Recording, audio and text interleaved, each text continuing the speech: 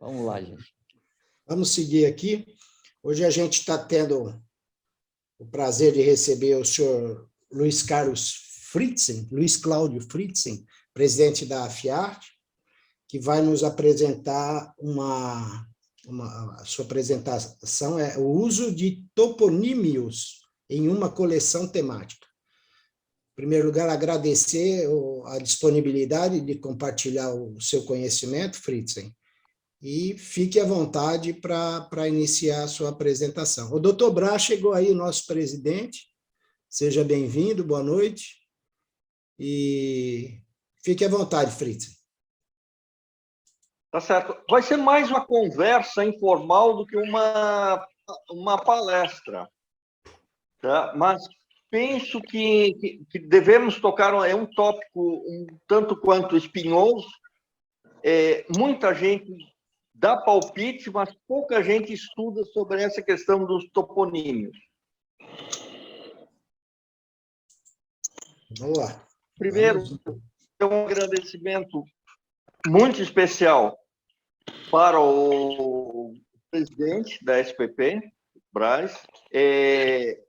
Um grande abraço, Fritzen. Um grande abraço. Ok, muito obrigado, Braz. E um agradecimento também muito especial para o Igor, que propicia essa SPP Conecta e coloca a SPP, a centenária SPP, dentro da internet, dentro de uma modernidade que poucos clubes hoje têm.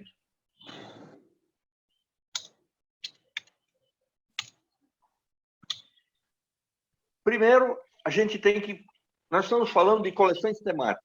As coleções temáticas, elas têm um tripé muito forte dentro da filatelia tradicional, dentro da história postal e dentro dos inteiros postais.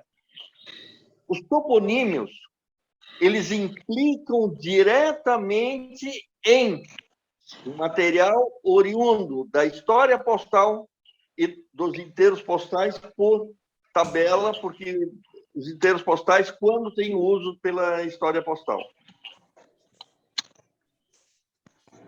Não se deve... Qual que é o grande problema dentro de uma coleção? A coleção, ela começa com o título, ela tem um plano e ela conta a história que o colecionador está apresentando. Quando ele usa toponímios, geralmente ele quebra essa história. Isso não pode ocorrer. Os toponímios, eles devem estar inseridos dentro do desenvolvimento harmônico da coleção. É isso que nós recomendamos e é isso que é a regra especial que nós temos que adotar. O que dizem as diretrizes para avaliação de participação de filatelia temática? Que os carimbos genéricos podem ser usados pelo significado específico de um nome, de um lugar, ou pela razão pela qual esse lugar existe. Alternativamente, esses podem conter uma informação temática pertinente, por exemplo, um texto publicitário ou ilustração, afora os dados referentes ao lugar e ou à data. Uma marca postal, mesmo sendo do período pré-filatélico, não documenta o lugar de nascimento de uma pessoa. Esse é o erro mais comum que as pessoas utilizam. Numa coleção de José Bonifácio, eu não posso mostrar um carimbo de santo pelo fato de José Bonifácio ter nascido em Santos. Isso é um erro comum que o colecionador, por ter uma coleção genérica ou utilizando um personagem, eu vou falar sobre o Leonardo da Vinci, eu pego a cidade de Da Vinci, na Itália, para dizer que o Leonardo nasceu lá. Isso não pode ser utilizado. Igualmente, a data e lugar de um carimbo, quando se refere a um acontecimento especial ocorrido nesse mesmo lugar e data, só é relevante se outros elementos temáticos do documento estiverem relacionados com o tema, ou se tiverem uma significação temática específica, desde o ponto de vista da história postal. Nesse último caso, pode ser utilizado apenas quando se referir a um detalhe importante do tema. Se eu tiver um carimbo do Rio de Janeiro, do dia 15 de novembro de 1889, é uma peça importante, é uma peça relevante, mas não significa que, pelo fato de ser do Rio de Janeiro, nessa data específica, eu possa comemorar a proclamação da República.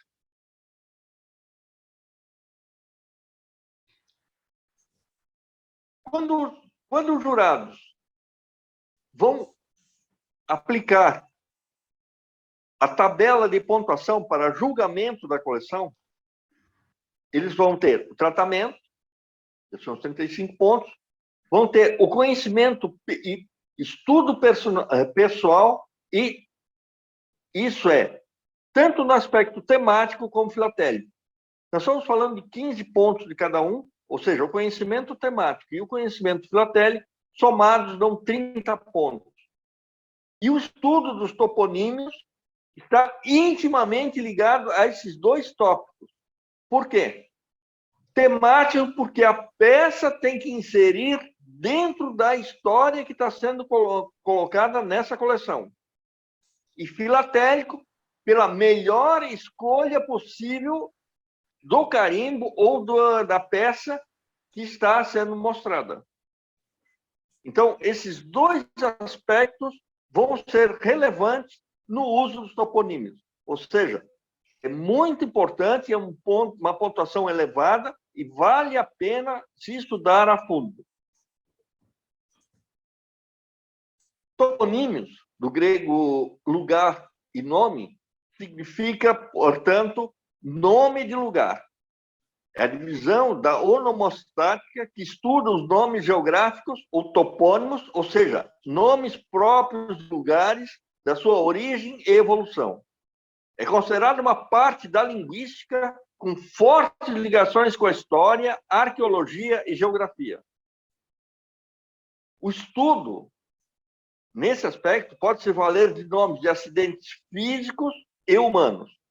Dentre os acidentes físicos podem ser estudados hidrônimos, que são os nomes de rios e outros cursos de água. Limônimos, nome de lagos.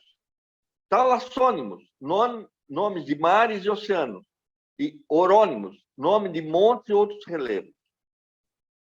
No nosso caso, na filatelia em geral, nos preocupamos com as marcas postais, dentre as quais buscamos os nomes de localidades onde podem ser estudadas as nomenclaturas. Então, ou seja, os nomes das cidades, vilas, municípios, províncias e países. Como estamos tratando aqui do Brasil, é muito relevante os topônimos tupis-guaranis, que são as línguas indígenas que nós mais utilizamos. Existem dois tipos. Os utilizados pelos próprios indígenas, como, por exemplo, o nome Guarujá, Aracaju, e que sobreviveram, e os modernos, uma utilização tardia do idioma tupi-guarani.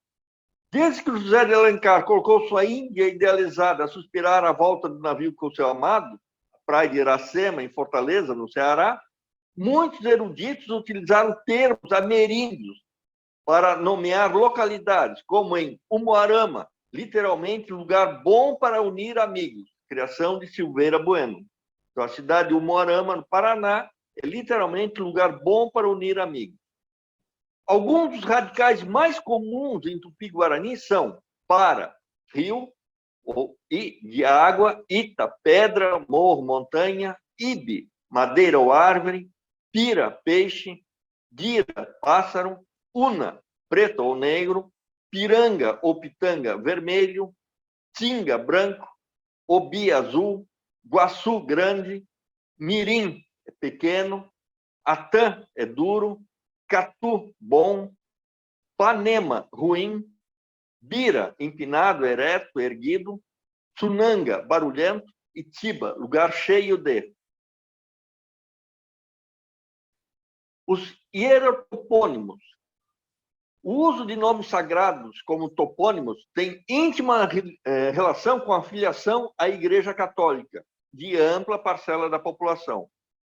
Desde os primeiros navegadores que chegaram ao país, é comum o hábito de consultar o santo do dia para nomear a localidade ou o acidente geográfico atribuído à fé.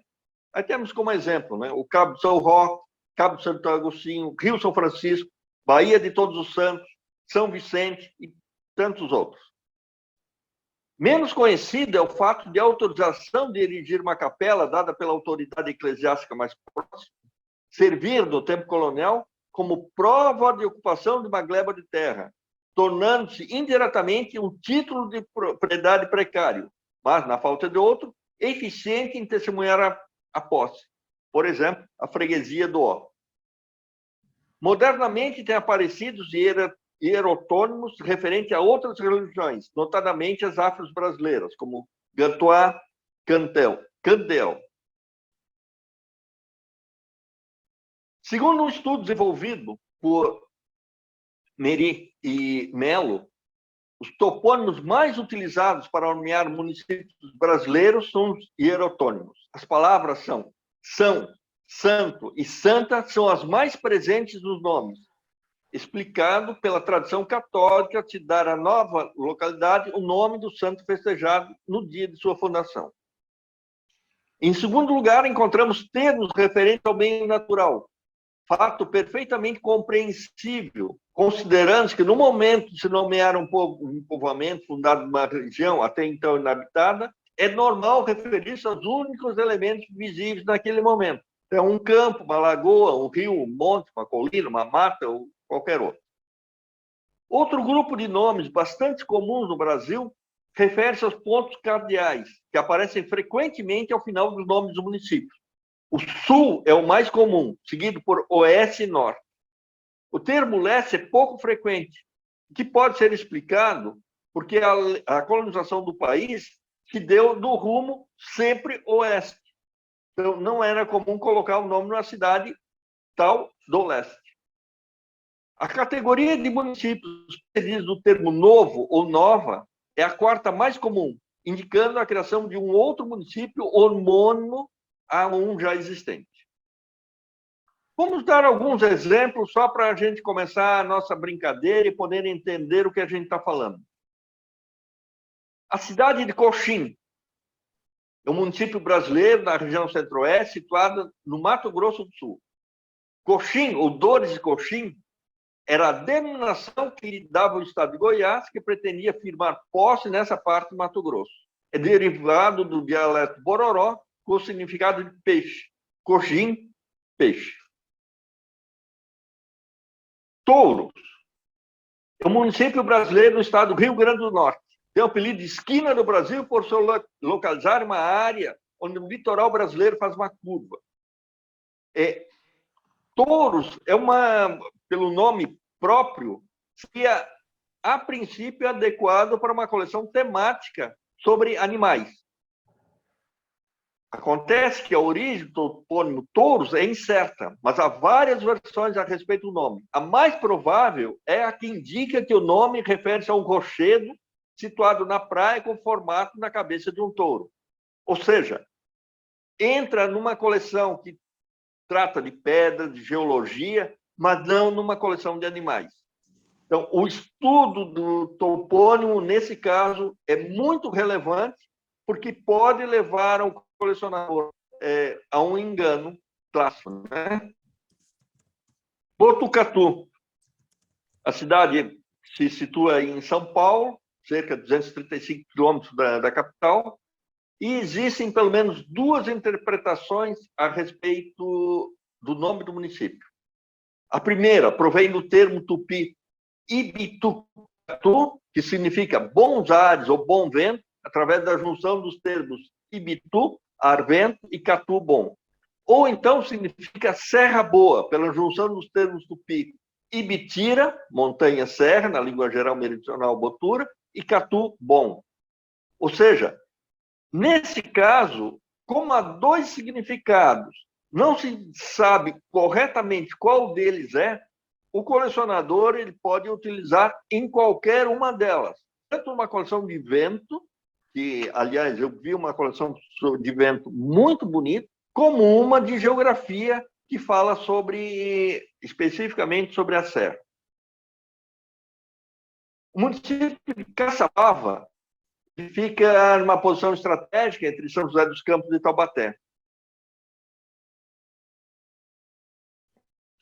O nome do município origina-se da língua tupi e significa clareira ou passagem da mata. Provavelmente o nome foi dado em virtude de uma grande fenda natural que existe na Serra do Mar, nessa região, e que é responsável pelos densos nevoeiros vindo do Oceano Atlântico no período de inverno. Ou seja, a explicação do próprio nome pode ser relevante dentro do uso de uma coleção. Outro exemplo. Mata de São João. É um município no estado da Bahia, que se situa perto de Salvador. Segundo a crença popular, o nome original do povoado era São João da Mata, com o nome original vindo a ser alterado em função de João Lopo de Mesquita, que teria aberto estradas e derrubado matos na região entre 1649 e 1659.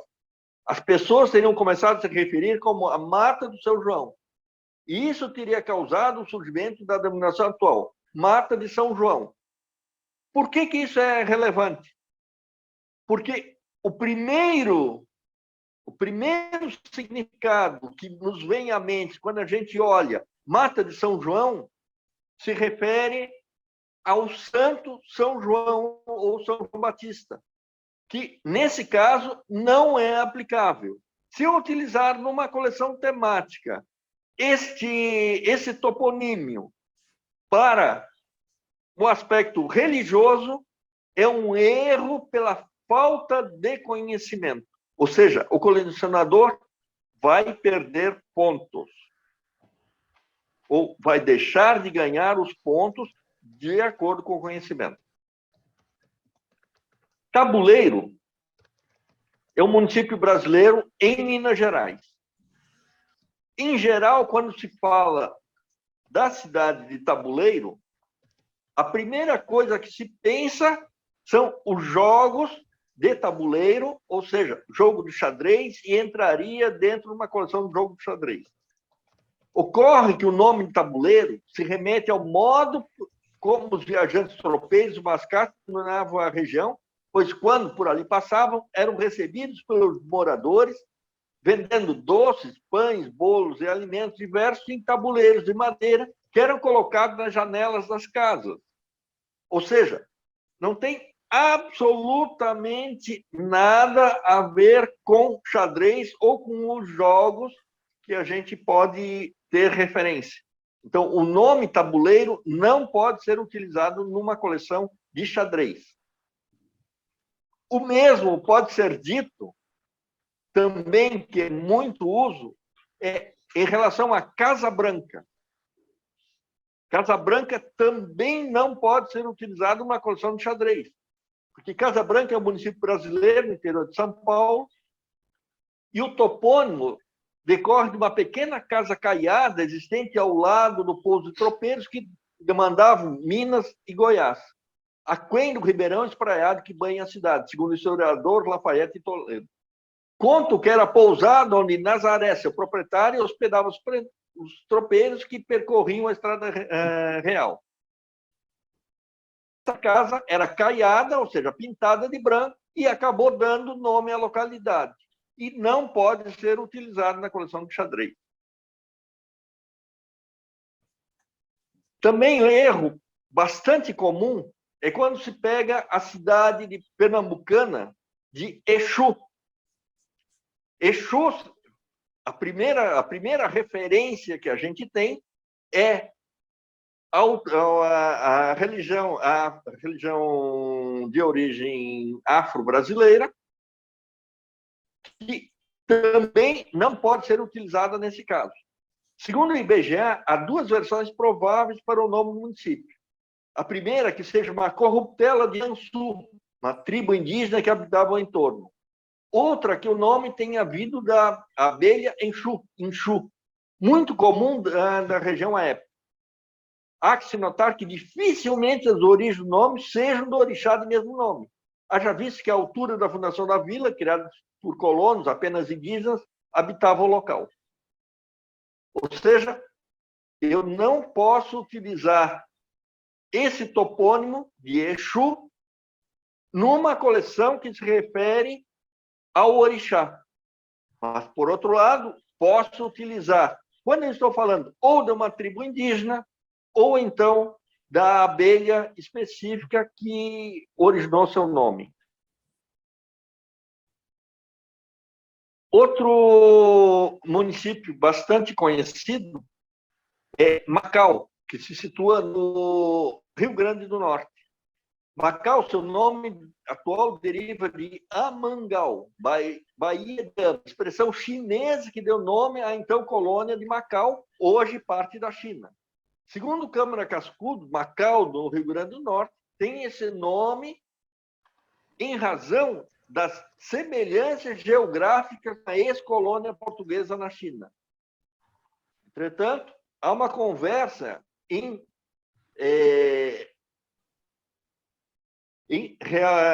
realização ao nome do topônimo. Segundo Getúlio Moura, seu livro Um Rio Grande a Macau, o nome Macau tem origem nas araras vermelhas que habitavam aquela região, cujos habitantes chamavam de Macau.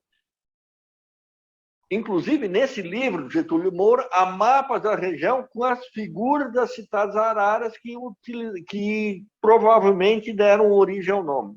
Ou seja, de qualquer forma, esse estudo nós podemos colocar, tanto quando utilizamos o topônimo de Macau em relação à ex-colônia que se situa na China, como também em relação às próprias araras que estão lá.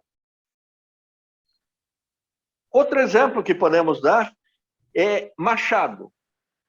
Machado é uma cidade que se situa em Minas Gerais. E o primeiro nome que nos ocorre sobre Machado é um instrumento de cortar madeira, ou então como instrumento de guerra, que era um instrumento, uma arma medieval, que era utilizada em combates. Ocorre que, nesse caso da cidade de Machado, aqui no Brasil, em Minas Gerais, a versão oficial diz que a primeira família de sobrenome Machado, que fundou um pequeno vilarejo naquela região, a família Machado em Crestão, possui uma sesmaria, que tinha como sede a cidade de Caldas, uma das cidades mais antigas de Minas Gerais. Ou seja, não posso utilizar esse Machado para exemplificar o instrumento, ou instrumento de guerra, ou instrumento de uso dentro de guerra. A cidade de Limeira, aí no interior de São Paulo, ela envolve uma lenda popular, que ela fala de um frei franciscano chamado João das Mercês, que acompanhava uma caravana de bandeirantes dirigida para o interior do estado. O frei teria morrido subitamente ao passar uma noite no rancho do Morro Azul, sendo sepultado ali mesmo com as sacolas de limas que carregava, as quais dizia curar febres e que estaria supostamente envenenadas. Ali teria brotado uma limeira que deu nome ao rancho e à cidade.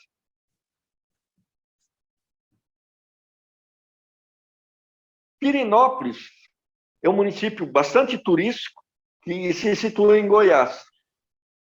Pirenópolis, posteriormente, significa a cidade dos Pirineus. Seu nome provém da serra que circunda a cidade, a Serra dos Pirineus. Segundo a tradição local, a serra recebeu esse nome por haver da região imigrantes espanhóis, provavelmente catalães. Por saudosismo ou por encontrar algumas semelhanças com os Pirineus da Europa, cadeias de montanhas situadas entre a Espanha e a França, deram então a essa serra o nome Pirineus. Mas mais tarde, devido à pronúncia da língua portuguesa do Brasil, surgiu a grafia sem acento. E aí deu origem ao nome de Pirenópolis. Outra curiosidade é São Borja, que é um município brasileiro na região situada no Rio Grande do Sul. São Borja foi fundado em 1867 pelo jesuíta espanhol Francisco Garcia. O nome é em homenagem a São Francisco de Borja, que foi o terceiro geral, ou general, da Ordem dos Jesuítas. Por esses motivos é que o brasão da cidade ostenta em campo vermelho, evocativo das terras vermelhas das missões de sangue guarani, uma cruz em ouro. Ijuí, uma cidade também no interior do Rio Grande do Sul. E a colônia de Ijuí foi fundada em 1890. Ijuí significa, na língua guarani, Rio das Águas Claras, ou Rio das Águas Divinas. Então, Ijuí, que deu o nome ao rio, e quem conhece lá o rio, sabe que ele não tem águas claras. Mas o nome original, e provavelmente no século XVIII, as águas eram menos barrentas do que hoje.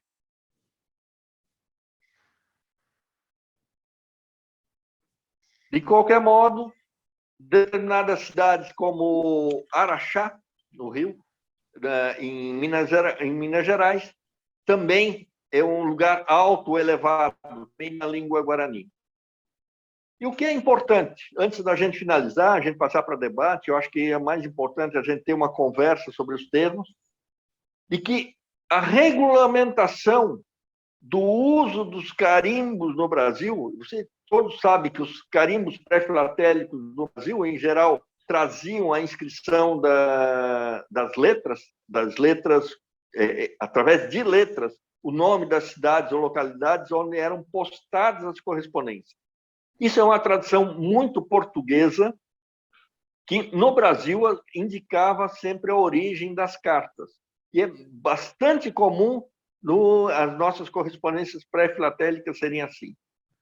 Mas só através do Decreto Imperial número 399, de dezembro de 1844, que no seu artigo 90 determinou que a partir daquela data, 21 de dezembro de 1844, que os carimbos deveriam atingir ao mesmo tempo o selo e a correspondência, e que nos mesmos deveria constar o nome da localidade e a data da postagem. E que, na falta de instrumento obliterador adequado, ou seja, na falta de carimbo, o agente postal escreveria à mão aqueles dados. Ou seja, nos interessa agora sempre a marca postal. Por que estamos falando isso? Porque, a partir de 1844, nós vamos encontrar já envelopes, tá? Ou folder cover, né?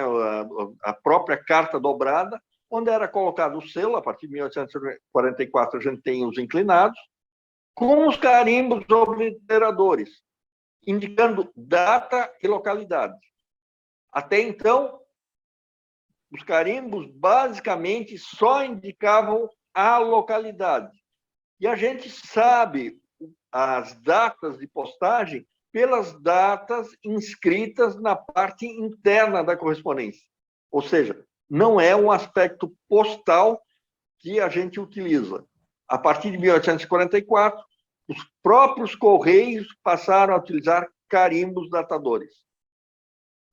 E isso é importante quando a gente vai escolher aquele mais adequado para a nossa coleção. Muito obrigado, eu acho que seria isso, uma breve introdução sobre essa questão do topônimo. Penso que isso vai gerar bastante discussão e vamos nos colocar para a gente poder colocar esse assunto que me parece bem interessante. Muito obrigado. Obrigado, Fritzen. E eu já vou me antecipar, eu não entendi direito. Por que eu não posso usar um carimbo, logo lá no comecinho que você falou, um carimbo de Santos, não digo aquele, mas, por exemplo, um pré-filatélico com aquele carimbo do peixe de Santos, para falar que José Bonifácio nasceu na cidade de Santos. Eu não entendi direito por que eu não posso usar. Isso estão dentro das recomendações que estão hoje em vigor. Dentro das recomendações de julgamento nas coleções temáticas, não se admite utilizar o nome de uma cidade ou um carimbo pré-filatélico simplesmente para indicar que ele nasceu em Santos. o fato de ter um carimbo de Santos, mesmo que seja na mesma data, seja uma carta postada no mesmo ano, na mesma data que tenha nascido José Bonifácio, não tem nenhum significado com relação ao José Bonifácio. O que é a coincidência de ter uma carta de um carimbo de Santos tem a ver com o fato eu acho, não sei. Você cita a cidade, por exemplo, se você utiliza um selo que retrata a cidade de Santos, por exemplo, seria mais importante do que um carimbo da cidade de Santos? É que esse fato não é relevante. Eu não posso utilizar um pré-filatélico, nesse caso, com o nome da cidade de Santos. Isso seria... A gente estaria forçando uma determinada situação, tá? Que é uma mera coincidência. Não tem um significado direto com o nascimento dele. Mas posso fazer uma pergunta aqui, Fritzen, dentro dessa mesma interpretação que o Miguel deu? Se eu tenho cidade, dia, mês e ano, eu não posso dizer que José Bonifácio nasceu em Santos no dia tal, mês tal, ano tal? Através de um pré-filatélico? Não, isso não é... Não. Ele usou um carimbo com dia... Você acabou de falar. Mesmo que eu tenha um carimbo de Santos, no dia, mês e ano que José Bonifácio nasceu, eu não posso usar. Você pegou o carimbo do Rio de Janeiro, de 15 de novembro, no caso, você tinha acho que aceitado de 79, 89, dia da independência. Eu não posso dizer que... Perdão, República. Eu não posso dizer que a República foi proclamada em tal cidade, tal dia, mês e ano, se está retratado isso no carimbo? Isso está dentro... Eu vou pegar aqui a recomendação. Porque eu, por exemplo, procuro um envelope com a data de 1/9/39, que é quando se iniciou a Segunda Guerra Mundial. Né? Eu tenho um da Alemanha.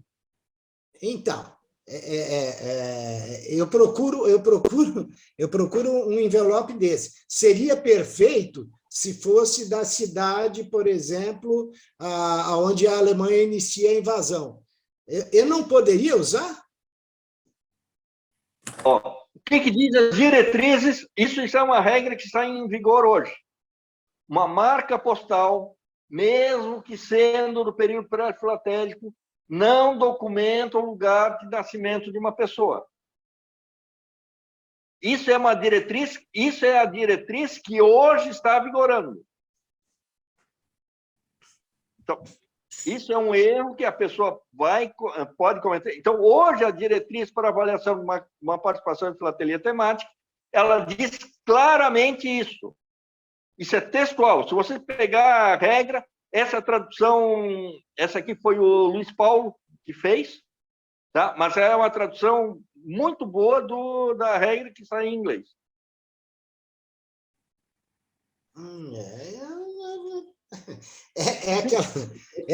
Não sei, o Fritzen, leia o parágrafo inteiro.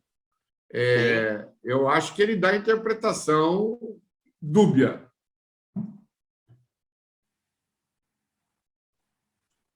Deixa eu pegar aqui, só propagar aqui, que tá para mim, está dentro da... Porque como aparece a janelinha, eu não consigo ler aqui o inteiro. Deixa eu só pegar aqui.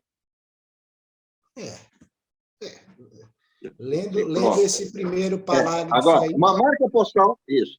Uma marca postal, mesmo que seja no período pré-filatélico, não documenta o lugar de nascimento de uma pessoa.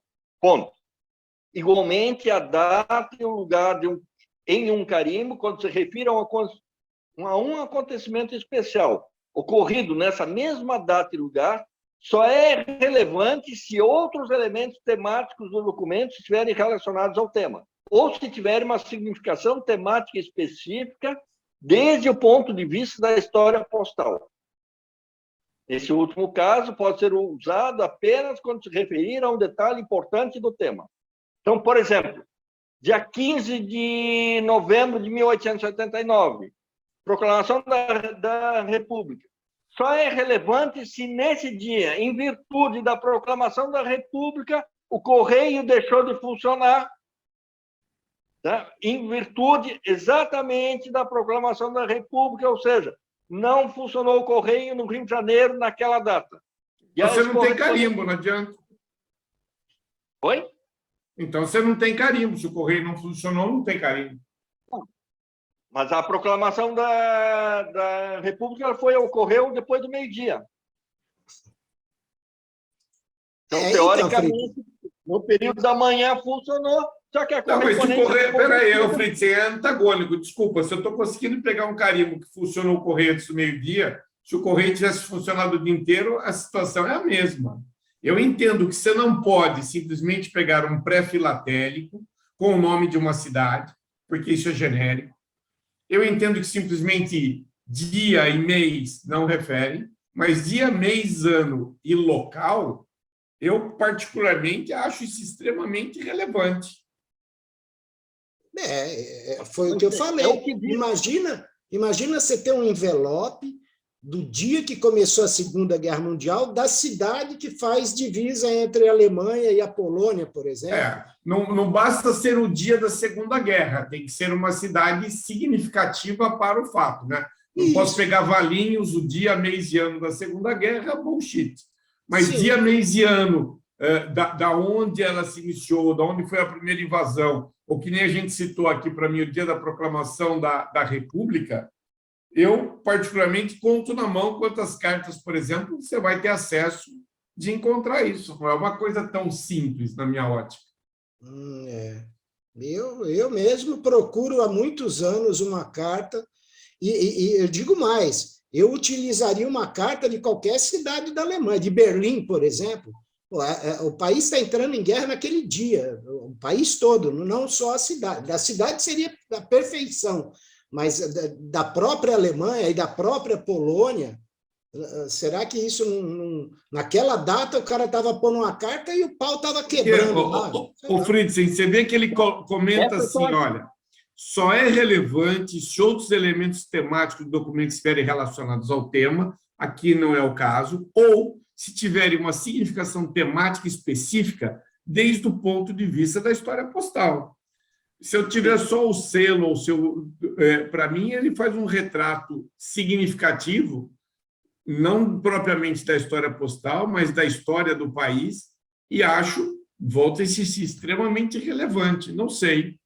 Não vou discordar, não tenho argumentos para discordar, mas também não tenho argumentos para concordar. Ok, mas eu só estou chamando a atenção para o que hoje está vigorando. Qual é a diretriz que é utilizada? Essa é a diretriz que é utilizada. É o único ponto. Eu não estou dizendo que eu concordo, que eu discordo. Eu só estou dizendo de que esse é o ponto mas hoje... olha a frase, Fritzen. Nesse último caso, pode ser usado apenas quando se referir a um detalhe importante do tema. 15 de novembro de 1889, Rio de Janeiro, se eu estou fazendo uma coleção sobre a proclamação da República ou o fim do Império, para mim, ele tem uma relevância, ele é importante dentro do tema.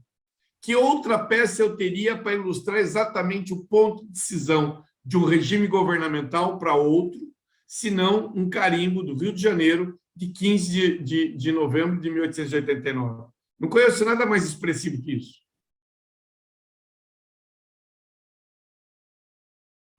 Câmbio. Sim. Não, a polêmica a gente coloca, eu estou só trazendo qual é a diretriz e o que hoje está em vigor. Eu não sei, isso é uma tradução, né? Seria bom a gente ter no próprio inglês e buscar um pouquinho, porque uma palavra, às vezes, mal traduzida pode estar dando essa conotação. Eu concordo plenamente que o pré-filatélico não serve, não tenho dúvida. Então, colocar um pré-filatélico de Santos para dizer que José Bonifácio nasceu em Santos, eu concordo, é genérico, mas uma peça que tem uma junção geográfica e cronológica de dia, mês e ano, eu não deixaria de colocar na minha coleção. Há anos eu procuro uma carta circulada nesse dia específico, né? E tem que ser alemã ou polonesa. Então, só pela raridade de não encontrar, lógico que também o que eu já olhei também não é tão significativo, mas só pela raridade de você não ver esse tipo de material, já é uma peça importante, já mostra a importância dela, para citar um fato que estava ocorrendo lá, o cara estava tranquilo, pondo a cartinha no correio naquele dia, tal, na cidade, igual eu falei, seria especial se fosse da cidade ali, na divisa, tanto da Alemanha como da Polônia, mas como eu demonstraria o início da Segunda Guerra? Tudo bem, falaria dos acordos, daquela coisa toda lá, mas não sei se a palavra certa, o cerne da coisa foi o dia. Aquele dia foi o dia. É tipo o dia D também, uma carta da Normandia circulada no dia em julho de 44, para mim poder falar do desembarque alemão. Não sei se não teria peso assim, não vou dizer, seria a cereja do bolo, mas ela tem um significado histórico. Dá-me licença. Eu estive... Tá, eu estava a ver aqui o texto que o Fritzen mostrou e fui ver exatamente o texto das guidelines da FIP na versão inglesa. E a tradução que o Fritz mostrou está bem feita. Aquilo que me parece é que no caso das marcas postais, que têm uma data e um lugar que corresponde exatamente ao momento e ao local daquilo que queremos ilustrar, é exatamente o que está, quer na língua inglesa, quer na... Estou assistindo aqui, mas liguei para desejar um feliz nível, né? Senão acabou Pois, ou seja, a tradução está bem feita. A tradução está bem feita. Provavelmente o legislador deve ter pensado em qualquer coisa específica que não está no texto e que nos está a escapar. Acabou isso. Porque, como é evidente, desde que a data e o local correspondam exatamente àquilo que queremos mostrar, não há volta a dar, está tudo certo, não é? Provavelmente o legislador pensou em qualquer coisa que não está corretamente explícito, pelo menos no texto em inglês. E também a seguir as traduções sofrem do mesmo problema, como é evidente. Eu acabei de colocar o texto em inglês aqui na página. Sim, ou seja, o legislador deve ter pensado em qualquer coisa que não está no texto. E depois ficamos todos a discutir o sexo dos anjos.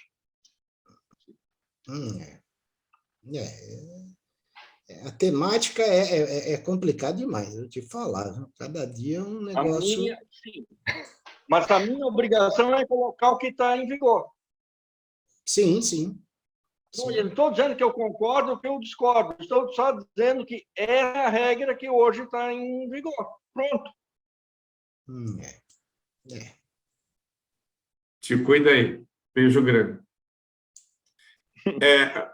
Senhores, me permitam ser menos preciosista na tradução, mas quando ele se refere à data, ele possivelmente está fazendo uma menção de dia, mês ou o ano. Porque dificilmente, quando eu traduzir data com dia, mês e ano e local, eu deixei de ter uma relevância sobre esse apontamento. O que a gente tem muitas vezes é um carimbo genérico de 1889 e a pessoa diz Rio de Janeiro, ocorreu no Rio de Janeiro, em 1889, a Proclamação da República. Ou eu tenho lá o 15 de novembro de 1989, e eu digo, ocorreu. Então, eu acho que, quando a relação não é plena, eu acho que é o objetivo que está aqui. Então, esse date, para mim, ele não é tão específico. Meu ponto de vista, se eu tenho um carimbo, só para a gente manter a linha de raciocínio, Rio de Janeiro, 15 de novembro de 1889, não tem nada mais significativo de eu ter local, dia, mês e ano do acontecimento. Então, eu acho que a frase, e eu já vi várias coleções, que o cara põe um pré-filatélico e diz, Beethoven nasceu aqui. Tá bom. Mas não está conjugado. Um carimbo de Três Corações, Pelé nasceu em Três Corações. Aí eu acho que é um pouco de uma forçação de mão para usar uma peça diferenciada. Mas eu não traduziria o date aqui como sendo dia, mês e ano. Eu tenho... Isso é muito pessoal. Eu usaria sem a menor sombra de dúvida e defenderia, como estou defendendo agora, de que a peça, o elemento postal marcofilia é perfeito. A exemplo de quando começou a explicação, que a temática estava baseada na parte tradicional, história postal e inteiro postal, o inteiro postal só vai servir na toponímia porque ele tem o carimbo aplicado sobre ele. Ele é a base de utilização, assim como seria um envelope. Então, não é o inteiro que eu estou usando. Eu estou usando a marca postal. Não. Pode estar no envelope, não. Pode estar no inteiro. Não, Reinaldo, é que o inteiro ele contém imagem de determinada cidade. Sim, ok. Então, você está usando a ilustração da cidade, não, você não está fazendo uso, às vezes, da toponímia propriamente dito, né? Toponímia é secundária nesse caso, a imagem é o principal. Sim, mas pode ter uma referência dentro do inteiro. Ok, correto. Nesse sentido. Correto. Correto.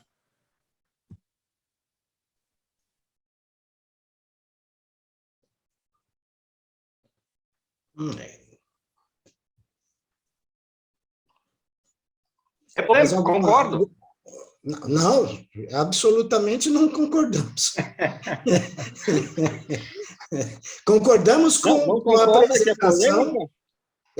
Concordamos com a apresentação. Agora, não concordamos com o que foi exposto. Não tem como concordar, porque determinadas coisas... O Reinaldo citou um exemplo muito legal, quando a gente passa de monarquia à república, né?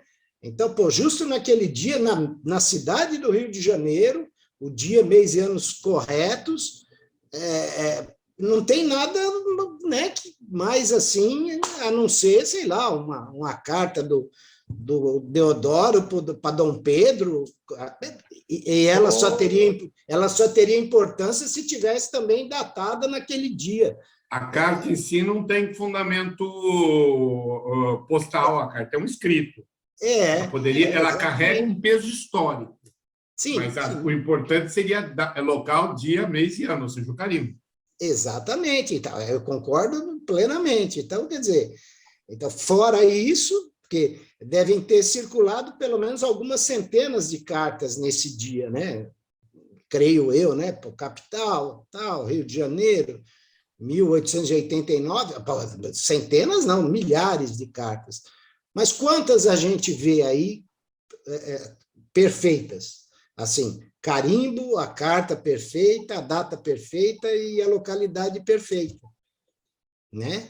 Já é um sinal de raridade, né? Porque se alguém tem, que mostre. Agora. Isso, agora. Aqui entre nós, ninguém Exato. tem. Então, do dia D, lá da Normandia, seria um show de bola para falar. Essa eu tenho 3, Miguel. Eu acho que você coleciona o mesmo que eu, porque tudo que eu procuro, você fala que tem, eu estou achando que a gente coleciona a mesma coisa, hein? Estamos concorrendo. Eu tenho um carimbo do dia 7 de dezembro de 1941 de Pearl Harbor. Um carimbo? Um carimbo. Do dia do ataque japonês. E isso não é importante numa coleção que você vai estar falando do ataque a Pearl Harbor? Eu não uso na minha coleção. Eu falo do ataque e não uso na minha coleção. E eu tenho esse carimbo. Mas esse usaria. Está disponível para troca? Está disponível para uma troca? Aí, ó. Tem oferta. Eu também tenho interesse. Eu te dou o inteiro postal Já de somos 2002 dois. Já com uma somos foto dois. de Ferrari. Então, mas ele está sobre um selo japonês ou sobre um selo americano? Não, americano. Correio americano. Uma carta americana. Você não usa? Bem, seria interessante. Quem é rico é assim. Está disponível aí, já que não usa, tal. Apesar que ele é juiz temático, então se eu colocar lá na minha coleção, ele vai me dar um pau. Então é melhor eu não colocar ela.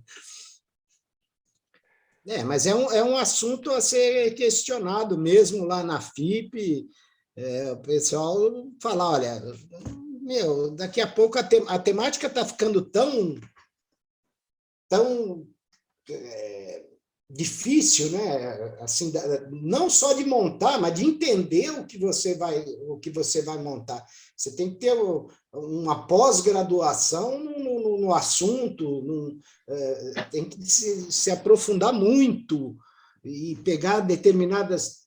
acho que foi você mesmo, Fritzen, que apresentou como exemplo uma coleção que era uma professora dando aula e na sala de aula tinha lá um quadro que tinha um leão. Aí o cara usou aquilo, o cara achou um leão lá no quadrinho que tal, né? Tudo bem, perfeito, achei bacana, tal, né? Mas você vê o detalhe, né? Para uma pessoa tipo eu, assim, que não é muito atenta a detalhes, o negócio fica difícil mesmo. Por isso que eu falo que a coleção temática, acho que é a mais difícil.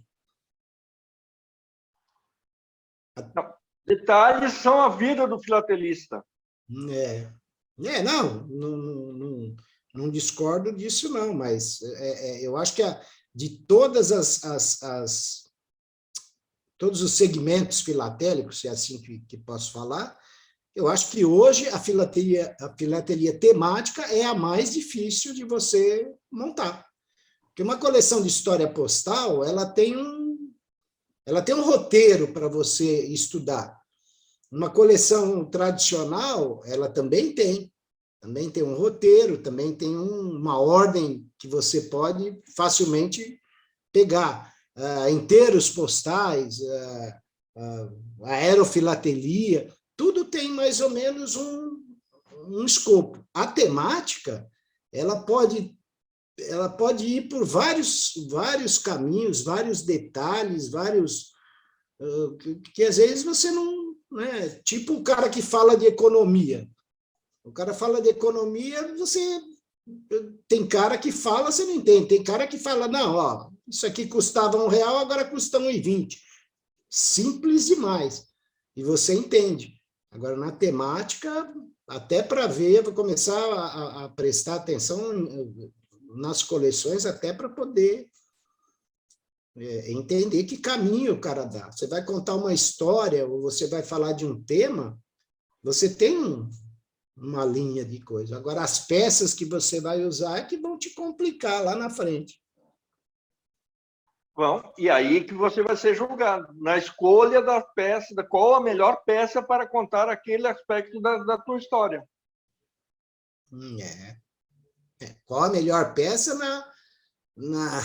por exemplo, eu usaria essa carta que eu falei. Então, na minha opinião, a melhor peça seria essa.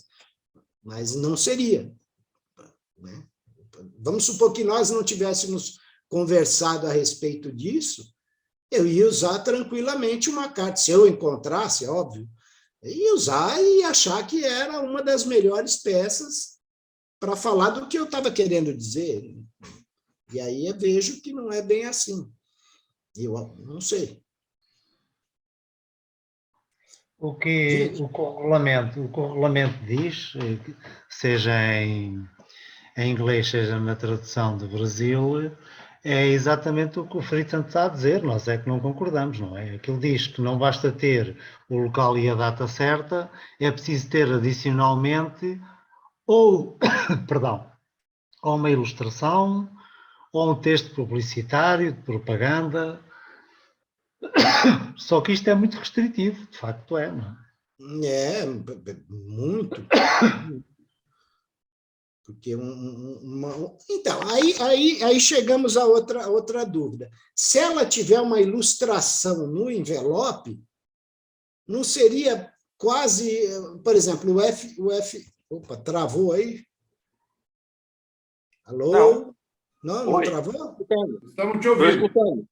Então, é a mesma coisa de usar um FDC. Porque a Não, mas é ilustração que está no a envelope. ilustração tem que ser postal. Que não é do correio, não pode ser utilizada. Só pode ser utilizada se for um elemento postal.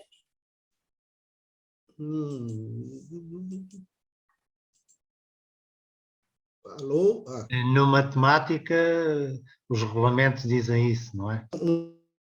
Há outra solução, passa-se para a Open Class, para a classe aberta e resolve-se o problema. Muda de categoria e já está tudo resolvido e já volta a ter a pontuação. E é a mesma coleção. Porque, por É exemplo, um um elemento truque. postal, um carimbo é um elemento postal, uma etiqueta de registro é um elemento postal, como é que chama quando o cara escreve lá? O cara escreve, o carteiro escreveu lá os 60 réis. Sim, uma anotação manuscrita. Manuscrita faz parte. Então, se o carimbo faz parte, o selo, as marcas postais do envelope no caso da história postal, o carimbo, um carimbo de chegada, um carimbo de trânsito, no caso da Segunda Guerra. O cara mandou uma carta da Alemanha para a Polônia naquele dia que começou a guerra. Tudo isso é informação, vocês não concordam? Sim, as marcas de censura, as marcas de triagem postal, as marcas que indicam determinada rota, tudo isso pode ser utilizado. Não, mas se pode, já... Um furo de bala, imagina uma carta com tiro, varou de um lado no outro. Você fala, isso aqui foi uma bala lá, o cara estava passando na hora. Eu lembro também, você vê como é interessante, você conheceu uma coleção de cachorros, ou de cães, alguma coisa assim, que o cara tinha uma patinha num envelope. O cachorro marcou, né? E aí o cara utilizou essa marca, dizendo que o carteiro jogou a carta lá, o cachorro pisou em cima porque tentou pegar o carteiro, tal, alguma coisa assim, né? Não me lembro direito. Mas é uma marca que é relacionada com o tema dele. Mas não é postal. Não é postal. A marca não era postal, mas estava lá. E a coleção era bem... Sim, mas não é postal. Mas o cachorro pode ter feito isso. O cachorro pode ter feito isso depois. A carta, ele abriu o envelope, estava lá, o cachorro foi lá e depois de entregue a correspondente, já saiu do sistema do correio. Sim. Mas é interessante. Senhores, vamos lá, senão daqui a pouco... Daqui a pouco tem jogo do Corinthians. Não, esse aí eu não... Meu time é líder, tá? Eu não queria tocar nesse assunto.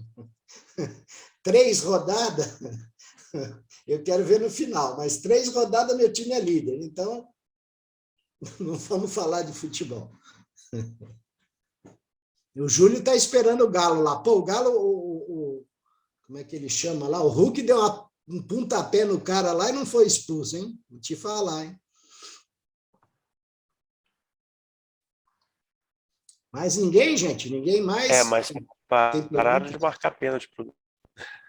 Pararam, né? De vez em quando a juizada faz isso, faz greve. Mais alguém, senhores? Aqui, no 15 de novembro, tem um carimbo da noite aqui, do Rio de Janeiro. Rio de Janeiro, noite. 15 de novembro de 89. Mas ele está sobre... Não, está sobre nada. É só o carimbo, né? É só o carimbo. Um belo carimbo, hein? Noite. Aí, noite já era república. Se fosse manhã ainda era império. Olha aí. Tinha carimbo com manhã? Tinha. Manhã, tarde e noite. Manhã, Olha aí. tarde e noite, o dia inteiro. Tem manhã, Então, tarde e noite. Tem olha primeira, aí. segunda, terceira turma. Tem um Olha monte aí. de quarta, sessão, um monte de A coisa. raridade disso aí. Você tem uma carta que circulou no Império e no mesmo dia uma carta que circulou na República. Não é difícil isso aí, pô?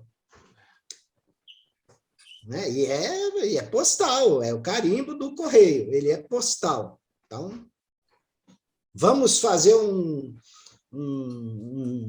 abaixo-assinado e mandar para a FIP para eles explicar isso direito, que a gente não concorda, nós estamos aqui em 10, acho que ninguém concorda. Então, pô, já somos maioria, já para mandar uma petição. O Fritzen fica nomeado o nosso representante legal. Isso. Tá. Exatamente. Ele e o Reinaldo também, que está mais lá pertinho. O Fritzen já pode decretar para a América do Sul toda aqui, América Latina, toda a América, porque é o presidente da FEB. Não, o presidente pode bater o martelo lá, falar, não, aqui na América vai valer e acabou. Pronto. Já é um... Mas o doutor Braz não está aí, eu ia brincar com ele. Lá na SPP, o doutor Braz bateu na mesa, pronto. Está resolvido rapidamente qualquer dúvida. Penso que a próxima reunião que teremos da comissão temática vai ser em Jacarta. Penso, não sei se vai ter outra na exposição da Suíça. Olha aí. Sei que em Jacarta vão ter. É um bom assunto para ser defendido lá. Você deve estar para lá? Você vai para lá, Fritz? Vou, mas eu não sei se vou ter tempo de preparar alguma coisa, porque eu estou com muita coisa antes. Mas era um assunto a ser questionado lá, com esses exemplos aqui, principalmente esse do Reinaldo, né? E esses carimbos, né, lá do Rio de Janeiro, manhã, tarde, noite e tal, com a data da proclamação da República, ou qualquer outra data, né? Que seja pertinente ao tema. Bem, já que ninguém... Mas mais cedo ou mais tarde vai ser discutido. Boa. Alguém mais tem alguma dúvida? Alguém quer discutir mais alguma coisa? Então, só temos a agradecer aí ao Fritzen, a disponibilidade dele apresentar isso para a gente, né? A regra está aí, a regra, como dizia aquele juiz lá, a regra é clara, né? Não muito, não muito.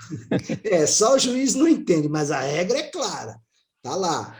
A regra é clara e a gente vai aprendendo. Então, tudo, principalmente essa parte dos nomes, tal, foi muito, muito interessante. Fritzen, obrigado pela sua participação. Então, estamos sempre à disposição.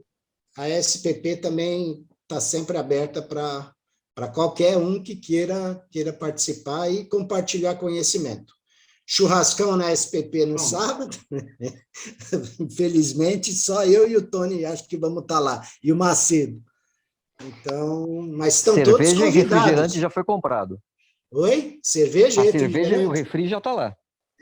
Refrigerante não é muito... Mas se o Macedo for, tem coquinha e o Brás... ô Macedo, vai ter Coca-Cola lá, hein? Gente, eu não sei se eu consigo ir ainda, mas estou me organizando. Boa. Vai dar tudo se o Luiz Gonzaga for, eu vou.